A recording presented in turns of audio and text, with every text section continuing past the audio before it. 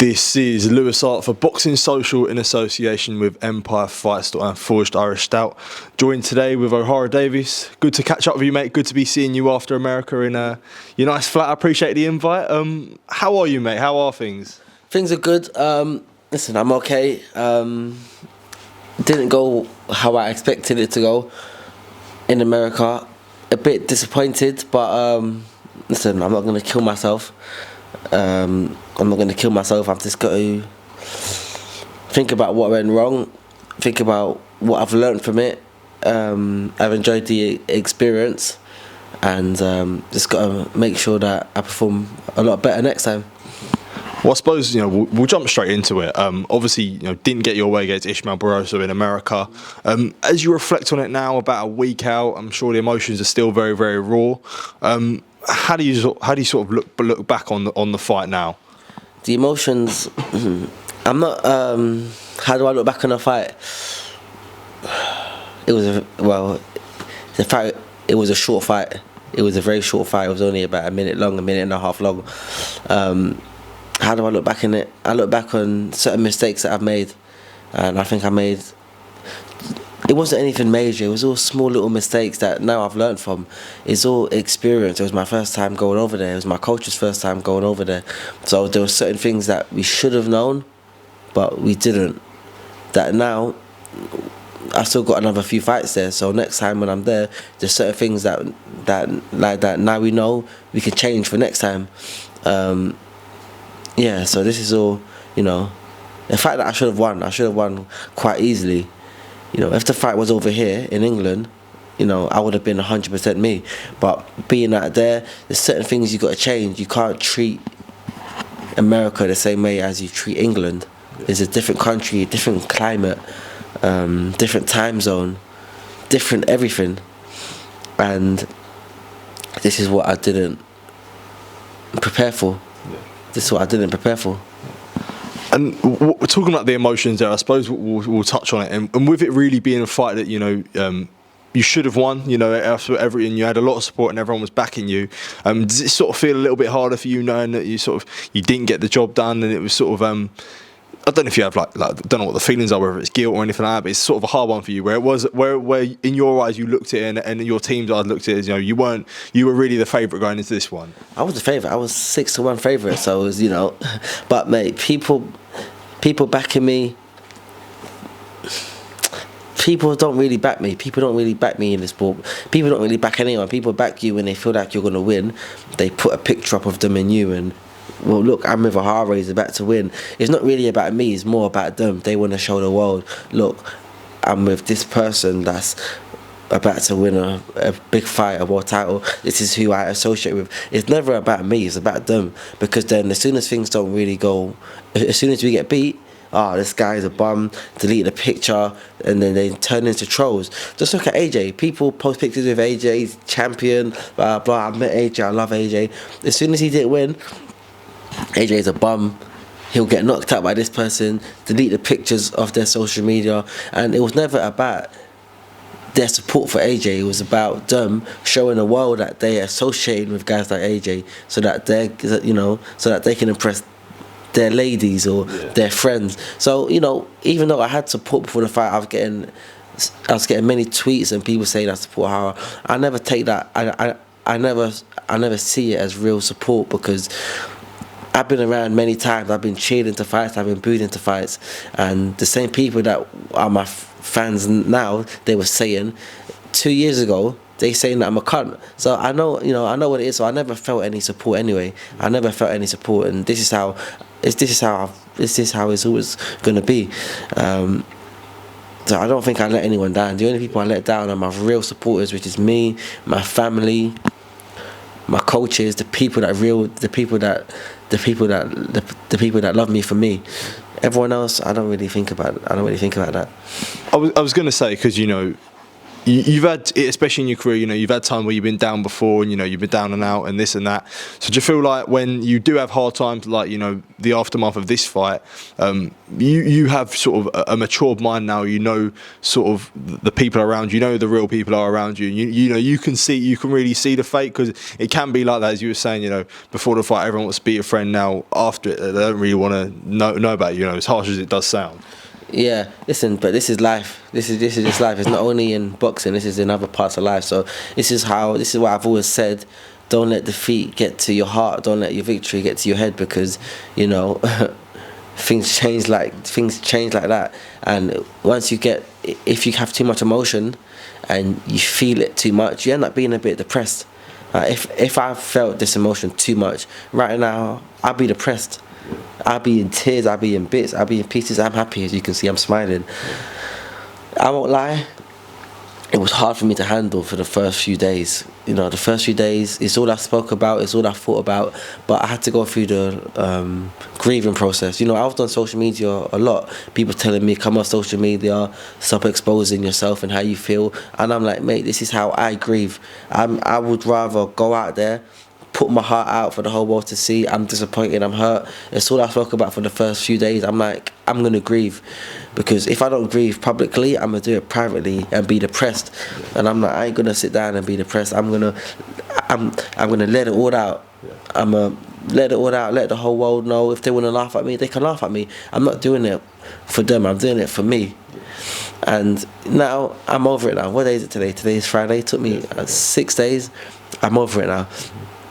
I'm still a bit disappointed. I still think about it sometimes, but then I've also got to think about the positives. I've been trying to think about the positives, and that makes it easier for me to deal with this, because the same way that this is a fight that I should have won, this is a fight that I should have won easily. The Miguel Vasquez fight is a fight that I should have lost. Yeah. I don't know if you was at that fight. No, I wasn't at that fight. No. When I fought him in your call, and then I got this, and then I got the win. Yeah. The referee raised up my hand. I said I won. I went to him. I raised up his hand. I was like, mate, I didn't win this fight. I raised up his hand because I knew that this is a fight that I didn't win, and I didn't want to wait until I get backstage and say it in private. This is a fight that I should have lost. I said it in the ring. Before I got out of the ring, I said, I lost this fight, mate. Yeah. And I got a gift. I got a gift there, and so he got hard done by. This is a fight that I should have lost, and now this is a fight that I should have won, and I lost. So just life always evens itself out. The same way Ismael Barroso should have won the fight when he fought against Rolly, and this is a fight that he should have lost, and he won. So life evens out, So I've just been trying to look at the positives and overall, and let's look at I look at my life as a whole. Boxing's changed my life a lot. Before boxing, I was a criminal. I was on the streets. I was on the roads. I was a drug dealer. I was getting arrested. I was in crime court at 15, 16 years old for crimes that I could have gone to jail for years for. I could still be in jail now. Yeah. So I'm not in prison. Mm-hmm. I own properties. I'm a professional athlete. I'm living my dream life. So I've got to try and look at the positives and not let my failures in the ring get to my heart. We will get into sort of various stuff that you mentioned there, especially when it comes to sort of life before boxing and that. But I suppose this isn't the first time that you have suffered a defeat. And how does you feel like this Barroso one compares to the Taylor and the Catterall fights? Oh, damn, I haven't really thought about this before, but the Taylor fight was the hardest to deal with, because the Taylor fight was the hardest one to deal with, just because that was a real grudge match. Yeah. That was a real grudge match. That was the first time I got beat amateur or as a pro. As an amateur, I was unbeaten. And when I fought Taylor, I didn't train properly for that fight. And I thought Taylor was going to be easier. I thought it was going to be an easy fight. I knocked out everyone before him. I said, I'm gonna go in there. I'm gonna knock him out too, And this isn't what happened. He got me good, and I wasn't expecting that. And then the next day, I remember when I fought Taylor, I woke up the next day, I was like, my boxing career's over. What am I gonna do? Just go get a normal job? Like, I actually thought my boxing career was, I actually thought it was done. I thought, you know, I'm never gonna box again. Like what's happened? And then the Tom Farrell opportunity come, and then I was back in the mix. When I fought Catterall, that's a fight that I believed that I won. And even till now, I still believe that I won the fight. I still watch it sometimes, and I was like, I didn't lose this fight. So with that fight, it was more anger. It wasn't disappointment or anything. I was just angry because I should have won the fight. It wasn't angry, not at Jack, but at the system, the people that was involved with it, and the people that gave him that win. They gave it 118 to 110 when I should have won the fight, and yet you gave him 10 rounds of the fight. I was just fucking angry. With this fight, it was more just like disappointment. It's more disappointment, and it was just disappointment because a fight that I should have won, but you know, I got caught with a good shot, but also other circumstances didn't work in my favour to help me to perform my best. I wasn't my best in that ring. I'm not taking any credit away from him, but he wasn't fighting me at my best. You know, there was things that I should have fixed up on, which is ultimately my fault. It's not anyone else's fault. I'm to blame. Certain things that I should have fixed up on, but I didn't know due to my lack of experience. And I live in England. He lives in the States. That's where he lives. He's from Venezuela, but he's in Miami. That's where he lives. He's accustomed to it. He's fought in America many times over the past few years, and it was my first time. So it's a lesson learned. You know, for me, it's a lesson learned. But ultimately, I'm just disappointed. Was there anything different from Barroso that you may not have had that you haven't seen before? Obviously, the first time. Sort of, I suppose, the first time really in your professional career that you was sort of down from a really, really good shot. So was there anything sort of surprised you about Barroso with his power and throughout the fight line? No, it's people saying, oh, his punching power. Like, I got caught with a fucking good shot, clean shot. It wasn't even on the chin, it was on the side of my head. If that was anyone else, I would have been out cold. But the shot weren't really that hard. The shot wasn't that hard. He caught me in the cleanest shot I ever been fucking caught with in my life, and I didn't go down. I was a bit dazed, but I was up. Then he came afterwards and he threw more shots. Then I went down. And then I got up. I was fine. And then the second time I went down, I didn't get hit with not one shot. It was all glove shots, and then it was a push. The last one, it was a push, and then I got up again. The referee said, "Are you ready to go?" I was like, "Yep, let's go." I wasn't dazed. I wasn't out on my feet. I was fine. I could have gone out again. I believe I could have gone out again. If I went out again, the fight probably, I don't know what would have happened, but I think I deserved to go out again. When you're having a fight at this level, you can't stop the fight this early. Like, let's look at Kovalev against Yard. Kovalev was out on his feet, he was gone. But yet that referee gave him every single opportunity to continue the fight. If the fight, and if the referee didn't, and Yard would have won the fight. But Yard didn't win the fight because that referee, he gave fucking Kovalev every opportunity to continue. And he recovered.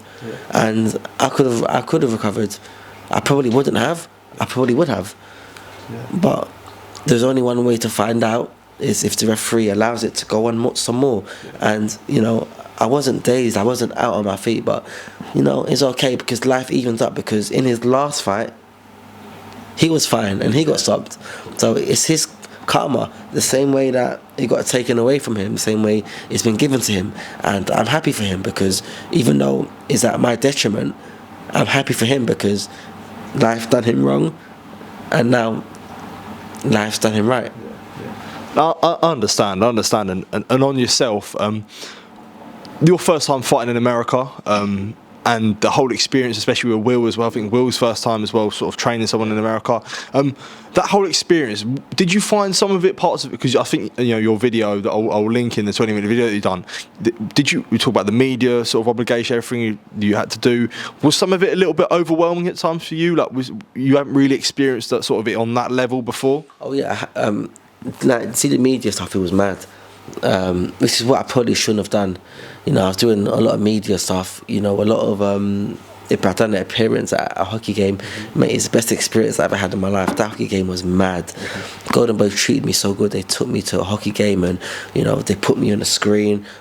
It was all in promotion for fight night, but it was all 2 days before the fight, and I done it, which really and truly I wouldn't have done. But this fight was meant to be quite an easy fight. It's meant to be an easy fight, so I could have afforded to go out and do some media stuff here and there. But the press conference and everything, it was just amazing. It was like 10 times better than it's ever been in England. And you know, no disrespect to anyone, but I've been signed to Frank Warren, I've been signed to Matchroom, I've fought on so many different shows, but Golden Boy take it to a complete different level. A complete different level, and it was amazing. It was amazing. It was amazing. And you mentioned in there about sort of the Vasquez fight, and you raising Vasquez's hand, and understanding that, you know, you didn't think you won that fight. Has the accountability, the taking accountability, has it always been an important thing for you? You know, even with the Barroso fight, where things didn't go your way in the lead up to the fight, you can look back on it and think, you know, on the night I weren't good enough, and you can accept. You feel like you can take accountability and accept that. Of course, you know, I can take accountability. I've always got to be honest with myself, and you know, I'm a fighter, but I'm not a liar. There's a few fighters out there that will fight, that will get a gift win, and they'll be like, yes, I won the fight. Like Ismael Barroso against Rolly. Like, if that was me, I would have said, you know what, this fight got stopped a bit early. I was down on points. I probably should have lost the fight. But a lot of fighters, they like to lie. But with me, I'm just can't lie. I'm not a liar. If I think, you know, if I lost the fight, I say I lost the fight. In that Vasquez fight, I went backstage, I'm like, I lost this fight. Everyone's like, shh, shh, shh, shh. I'm like, nah, mate, I got beat in this fight, mate. This guy whooped my fucking ass, man. But, you know, it's just, I take accountability, and if it's a fight where I wasn't my best, I'm going to be honest, and I say I wasn't my best, it wasn't me. There was some other underlying issues going on. Like when I fought Taylor, I had no excuses. I said for this fight I didn't train properly, which I didn't train properly, but I went in there and I still believed I'm going to get him out of there. And I didn't. I got my ass whooped. You know, so I never make excuses, but over the weekend I haven't made any excuses. I lost the fight because I got caught with a very good shot. I overreached, but at the same time, this wasn't me at my best, and all I can do is, you know, say that I will be at my best next time, and that's when we'll see the real Ohara Davies. Well, I suppose you talked about not being at your best, and I suppose it's right now. I mentioned something that you did bring up. You talked about in your hotel about sort of the oxygen that was getting pumped in. It made it hard for you to sleep. Sort of further elaborate on that, because obviously there was a 2-minute clip that came out from Benson, and people had their things to say and that. And so what Michael Benson done, is that he went on my YouTube page. I've got a whole 20-minute clip. This guy went online and he took out 2 minutes of it and put the 2 minutes of it online on social media and made it seem like Ohara Davies says that he got beat because of the oxygen. I never said that in the video. In the video, I said I got beat because I got caught with a fucking good shot. And the reason, and then the time I spoke about the oxygen, it was in response to the other people asking me why I looked so fucked, because everyone's saying to me, you know what, you got in the ring and your face looked a bit puffy, your eyes looked a bit puffy, and you just didn't look you. And this is why. So me explaining about the sleeping situation, it was in response to those guys that would, you know, because I had people asking me for days, like, what happened? I could see this wasn't you from the ring entrance, and this was it was in response to those, of course. to them. The sleeping situation was we couldn't sleep in the hotel. Listen, at first, everyone was meant to book an Airbnb. All of us was meant to book an Airbnb first, because Golden Boy was only going to pay from the fight week, from the Monday until the fight. So our plan was to get there early to avoid the jet lag, and then get an Airbnb booked until the Monday and fight week. But then Golden Boy was like, no, it's fine. We're gonna book. I'll get your hotel booked a bit earlier. So we said thank you. So in this hotel, it's got a casino downstairs, and I know many people, because I've been seeing a few comments of people saying, it's all conspiracy. Listen, it's actually true. I know many people that work in the casinos, many people that live out there in Vegas, many people that are from England that have actually been there for years, and they say, listen, everyone knows this, that this is what goes on, that the way that these casinos are designed to keep you gambling for as long as they can. And the oxygen that they pump in there, it's not just that, it's the oxygen, it's the lighting, it's the music, it's just the way that the whole environment's made. It's to keep you up so that you spend all your time gambling. This is like, come on, like, it's Vegas. It's Sin City. This is how things are. This isn't a conspiracy. And this is what I should have known, because I was there for about 10 days. So what I should have done after the 4th day, when, I'm thinking I can't sleep, I should have taken it upon myself to say, you know what, guys, I can't sleep, I'm going to book an Airbnb. But I stayed in a hotel. So then this is also my fault. I can't blame the hotel. I wasn't blaming the hotel. I didn't blame anyone for the fact that I lost. I'm blaming me. But I was just saying to everyone, this is why I was looking so fucked. This is why I was looking so fucked. And I truly believe that they're pumping more oxygen and blah blah blah. And you know what, it's turned into a meme. People online, and they're making a meme out of me. Other fighters coming online saying he's talking shit. Like, you know what, people in boxing, a lot of boxing fans are just, trolls. A lot of boxers themselves are trolls. So then even though they know that there's some truth behind what I'm saying, they want someone to laugh at. They want something and someone to laugh at. So, they laughed at me because they found something that I said that they can laugh at, and they just want to make a joke at me. But I know what's what. And that's not the reason that I lost. The reason that I lost is because I got caught with a fucking good shot. But the reason why I looked so fucked in the ring, it was because I didn't get no sleep. On fight night, I was up at 2:30 in the morning. I went to bed about fucking 12 o'clock. I was up at 2:30. I couldn't sleep. Went downstairs, got some food. I went upstairs, tried to sleep again. I'm just laying in bed. But I couldn't get knocked out. I couldn't knock out. I think I'm in bed for another 4 hours. I'm just thinking, I can't knock out. I went downstairs, get some more food, come back upstairs. I couldn't knock out until it was time to go into the boxing arena to fight. I slept for 2.5 hours. So when I got backstage, I was so fucking tired. I was so tired. So I sent my older brother to go shop and get some power aids. And then Gemma, that was backstage with us, she had some sweets, so I had some sweets. So I had some power aid, and I was on the pads, but I was so tired because I made weight a day before. I wasn't recovered fully because I didn't get good rest. I said to myself backstage, obviously I didn't tell my coach, because our game plan was to take the fight 6 rounds, then I'll start to unload, because at his age, at 40 years old, he ain't got the legs to go forward. 6 rounds, 8 rounds, 10 rounds. So the game plan was to take him the distance, then I started to open up. But I knew in myself backstage, I feel tired. I don't know if I got 6 rounds in me. I said to myself, I didn't tell anyone, I said to myself, I need to go in there, I need to put it on him early. From the first round. Either I'm gonna get caught or he's gonna get caught.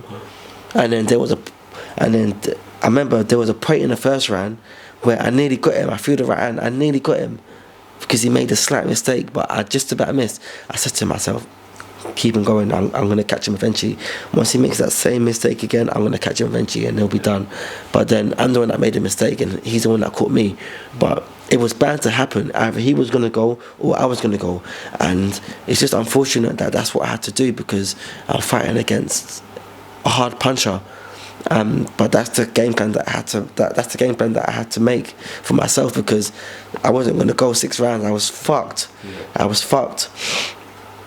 was fucked, and so it wasn't making any excuses as to why I got beat. You know, Michael Benson put some shit online and he captioned it, made it seem like this is why I got beat, because of oxygen, and then all the fans are saying, you know, Ohara got beat by oxygen. You know, it's like they're making a meme out of me. But this is what boxing fans are, trolls. I remember seeing it myself, and I start laughing. You know, I don't see these things and get hurt. I look at it myself and I start laughing at myself, because it's quite funny. Boxing fans are quite funny, and I just don't I don't take these things to heart. I really don't take it to heart. But what I said got taken out of context, and this is what happened. I was going to say, like, just so we do clear it up, you know, you saying there, whilst that 2-minute clip got taken out of context, you weren't blaming, you know, as you said there, you weren't blaming the defeat on the whole thing. So it must have been a frustrating thing. Because at the same time, I could have caught him. Yeah, exactly. I knocked him out. I could have caught him and knocked him out. It's just that he caught me first. That was it. But the fight, it was going to end early in the first 3 rounds. I was going to catch him, or he was going to catch me. I was just on the receiving end. But if I caught him and I knocked him out, I would have said the same thing that I'm saying now, just because I'm just an honest guy. And I've got videos on my YouTube page. I've got many videos on my YouTube page after my other fights. It's not only after this fight. I've had fights that I've actually won, that I've still gone online, and I've made a few videos about certain mistakes I got made, blah, blah, blah. It's just what I do. It's just for my fouls, and to educate other fighters that are up and coming, because then a lot of these people, they're like me. They will learn on a job. Whereas if they got someone like me that comes online that talks about certain mistakes, then they can learn from it. Just like me, I like to speak about investing, because I've got a few flats, as you know. I like to come online. I like to speak about it. It's not in a boasting way. It's to educate other fighters that are also up and coming, so that they don't make the same mistakes that I've made. Because the time I fought Taylor, I got paid for the fight. What did I do? I went out to the States. I spent 10k in 10 days on this bird that I'm not even with no more. All that money's just fucking gone, wasted. And I say this so that other people that are young, they can see and they can think, fucking hell, Ohara done that. That's a stupid mistake. But now I've got property now, so then this is okay. So then, if my boxing career was to end early, if I was to get injured, or if I was to not fight for another 6 months, 6 to 8 months, I've got something there to keep me going, and this is to educate other fighters up and coming, so that they don't make the same mistakes. Because, mate, I can tell you now, 10 fighters that have got homes, properties, and they don't say anything. I've got many friends that box, and I know these guys all buy houses. They buy houses, flats. They do much more better than what I do, but they don't come online and say anything. They keep their life hush hush, private. But I'm just like, if you do that, then the other fighters that are up and coming are not going to learn. I'm like, it's not just about us. We need to think about the other fighters up and coming, because they're coming from the same place that we come from. So it's up to us to educate them. But a lot of fighters, they don't do it. I feel like naming them now, but I won't name them, because I don't want a phone call. Well, why are you telling my business for? But mate, you've got so many people that invest into property. So many fighters, they just keep hush hush. But we need to educate the up and coming fighters. Absolutely, and you know, we will get onto that. But one thing I did want to touch about is you talked about, you know, trolls, and boxing fans are trolls. And you know, for someone like yourself, Ohara, you know, you do split opinions, and throughout your career, you've been like that. Obviously, after this defeat, people have, you know, decided to take on social media and sort of, you know, kick you whilst you're down, in a sense. One of them, you know, someone you've had a back and forth with, Tony Bellew, he decided to take a more respectful approach. But obviously, Anthony Fowler was sort of the person that I'm alluding to, who had a lot of things to say. Disappointing to sort of see those comments from Anthony. With Tony Bellew, yeah, well, he's had every reason now to kick me while I'm down, because I won't lie, I've said some things about him unprovoked, especially the past few weeks. You know, people ask me about him, and I just go on and on and on and on and on. And this is his time to get me while I'm down. He can say whatever he wants to say, and I can't say anything. He can say whatever he wants to say. So when he come online and he said, I'm being tagged in tweets, but I'm thinking, I don't really understand this guy. Because if it was me, I won't lie, if it was me and he said this shit about me unprovoked, and now he's just gone out and been stopped in round 1 against a 40-year-old on the fact that he was 6-1 favourite, I'm gonna milk that shit. And Tony Bellew is a better man than me. He is a better man than me, because I wouldn't do that if it was me. And I said to myself, I can never let a bad word about this man come out of my mouth again, because I mean that he's up there. Yeah. He's up there. Yeah, he's up there. Someone like Anthony Fowler, though, I don't really listen. Anthony Fowler, I don't hate Anthony Fowler. I've had nothing against Anthony Fowler. I don't understand why he came online and he's taking a piss out of me, because I don't know him. The guy's not even a boxer no more. Yeah. The guy's retired. He didn't achieve anything in boxing. I've achieved far more in boxing already than what he's did. But sometimes people just get quite bitter, because Anthony Fowler is a former Olympian, GB boxer, and Anthony Fowler has been touted to, as an amateur, it's like he was touted to one day turn pro, achieve great things, become a world champion, and achieve his lifelong goals. And he didn't achieve anything in boxing. He was a pretty shit boxer. Yeah. He didn't get anywhere in boxing. I don't think he even got a British title. He didn't even get to. I don't even think he got an English title. He's got to English title level, which he didn't win anything. And sometimes it can make you quite bitter in your heart, because you're seeing others that was in the same gym as you achieving more than what you did, and it makes you in your heart quite bitter. You're thinking, this should be me, because I see him going online at Sonny Edwards. I see them going back and forth, and Sonny's achieved a lot more in boxing than what Anthony Fowler did, and Anthony Fowler's attacking everyone that was in the same circle as him, that's achieved more than what he's achieved. And it's not a good way to be, because in CBD, Anthony Fowler's made millions, and he's worth millions. He's worth more than I'm worth. Sonny's worth, probably so many fighters. Anthony Fowler's worth much more than what we're worth, and he's much more successful than us. So don't be bitter just because your boxing career didn't go far, because you're doing good in life. Your CBD oil's taking you to the fucking moon. You're doing so good. So why are you so bitter? And I just saw it, and I'm thinking, I didn't even respond to him, because I don't really care about him. Like, he's not a boxer. We haven't gone, I've never gone back and forth with him. I've never gone. I don't know what to say, because I don't know the guy that well. I've trained him a few times at Sheffield a few years ago. Yeah, we had a back and forth a few years ago, when he turned pro. And that was about it. Since then, it's been nothing. I don't know the guy. If anyone had the right to attack me, Tony Bellew did, because Tony Bellew is the one that I've been going at for no reason. Not for no reason. I had a reason, but this is his time to get me. Yeah. And Tony Bellew just said, "Mate, I ain't got nothing to say." Yeah. Shane McGuigan come online and he said a few things about me, and I can understand that, because I've said things about him, because I don't like the cunt. So I said things about him, unprovoked. So now that I've got BE say things about me, I deserve it.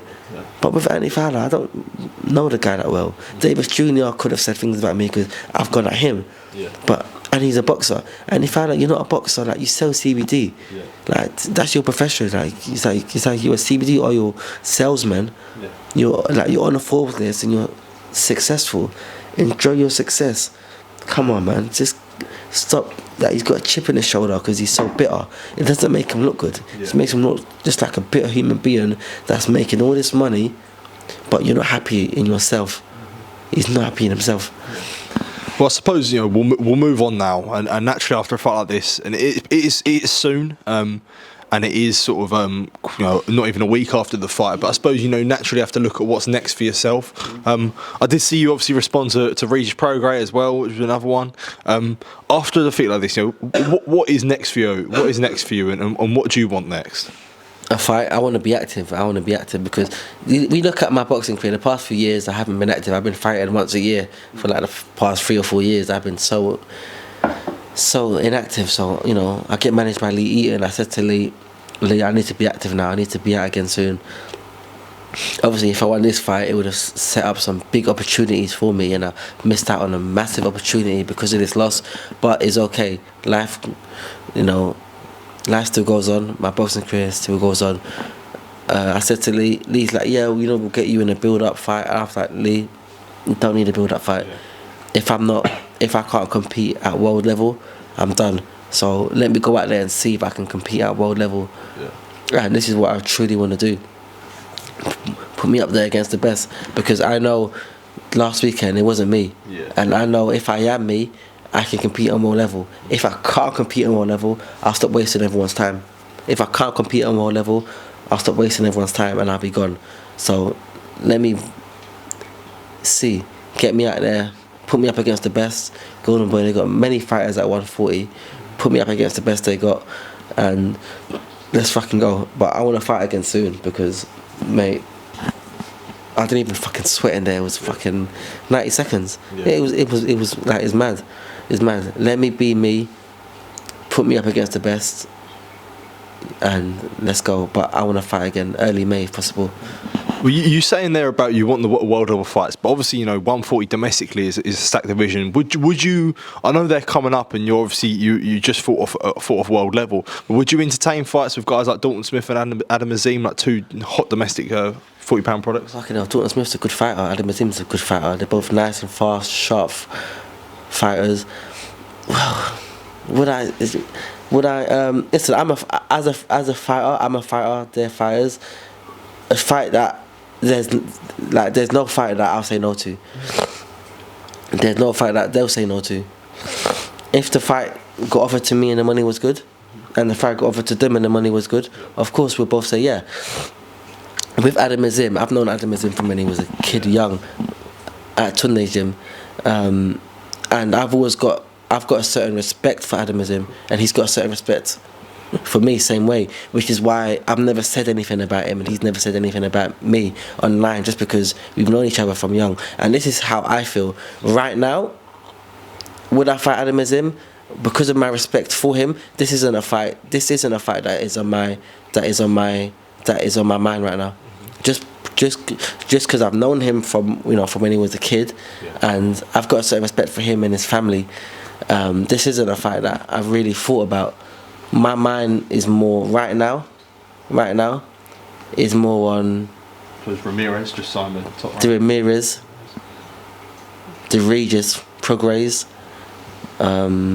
people on that level. Mm-hmm. If I was to, and if I couldn't compete at that level, then would I still box? I don't know. Yeah, being realistic, if I can't compete at that level, would I still box? I don't know. But when we're talking about Adam Azim, Dalton Smith's a fucking good fighter as well. I watched Dalton. He did fight in his last fight. He fought Sam Maxwell, didn't he? Sam Maxwell, yeah. He fought a good fight against Sam Maxwell. These are people that I respect, and these people are on my level. I'm not talking like they're on the level below me, but when we're talking about, what level I'm on, as in what titles I'm fighting for. I just fought for the interim world title. Adam Azim just fought. He's got a European title. So, talent-wise, Adam Azim is on the level that I'm on. Talent-wise, Dalton Smith is on the level that I'm on. But when we're talking about the belts that I'm currently fighting for, and what belts that they're fighting for right now, it's a different level. But talent-wise, they're on my level. Adam Azim's fucking faster than me. Adam Azim can do some stuff that I can't do. So I'm not talking like I'm on a higher level than them. But I'm talking about, when we're talking about what belts I'm fighting for, it's not what level that they're on as of yet. So if I was to get offered to fight one of these at, let's say, a world level for a world title, then maybe, yeah. Maybe, yeah. And that's fair enough. And I suppose what you was mentioning there about the properties and everything you've invested in, whilst it didn't go your way on Saturday night, and I don't know, I don't know how much you look back and stuff, but from where you've come from, the boy from Hackney, and you're growing up, and now to fighting in America, fighting on Golden Boy shows, fighting for world titles. How proud do you look back on yourself to see the position that you're in now? I'm not proud, because I didn't win the fight, even though a lot of people are, see the journey though. The journey. Yeah, a lot of people they're trying to they're giving me some good words, and Art trolled me yesterday, and he texted me this morning, just giving me encouraging words. Look at where you come from, my older brothers. Look at where you come from. You wasn't meant to achieve anything, and it's so fucking true. I wasn't meant to achieve anything, but right now I'm still disappointed. Yeah. I'm still so disappointed. I don't know. Right now, I should be proud of myself, but right now I'm just not proud of myself right now because I didn't win over the weekend. And that feeling I had at the airport, I never want to have that feeling again in my life. Never want to have that feeling again in my life. The feeling was the worst feeling, man. It was the worst feeling. Worse than it was when I fought Taylor. When I fought Taylor, yeah, I felt some way, but that last fight at the airport, man, it was the worst fucking feeling, man. Fucking hell, man. Fucking hell. It was mad. Yeah. It was mad. And I suppose the thing for you is that, and before we close this off, I really appreciate you doing this, and I think it's easy for someone like you. You could have said no to me. You could have said, I don't want to do anything now. But that's an important thing that sort of set the record straight. And you're not going to shy away from this, and that's the type of person that you are. I'm not going to shy away from it. I remember after the fight, I went to the hotel, and what many people were saying, just go to your room and chill. I stayed downstairs. I see Rolly downstairs. I went up to him. I see everyone downstairs. I went up to him like, yeah, I got beat. And fucking what? I'm not happy. I got beat. I've been calling you out. I got beat, but I'll be back. This is the way to do it. Before, if I lost, I would have fucking gone to my room and shut the door and hide from the world. But say you end up being a bit depressed. Now I'm fucking 31 years old now. I'm not gonna shy away from anything. I went in there. I tried. I wasn't 100%, but I tried, and I come up short. I'm not gonna shy away from anyone. I'm not gonna go on. People telling me come off your social media. I'm like, why? If I won the fight, you won't be saying to come off my social media just because the world wants to laugh at me now and they want to troll me. I don't care. It's okay. I'm not gonna hide away from anyone because this is how you end up a bit depressed, and many fighters end up a bit depressed and sad, and it changes them as a person.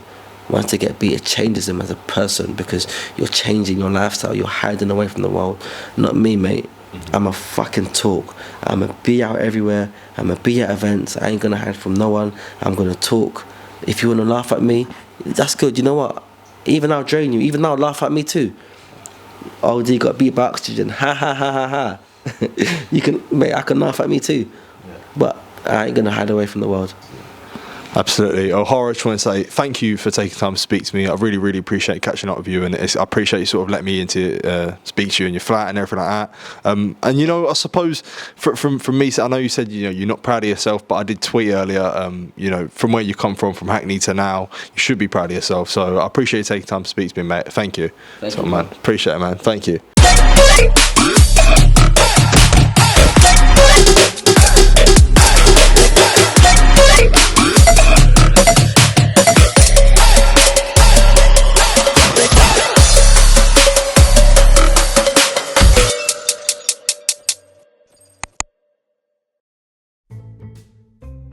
We need to think of a new advert for freebets.com.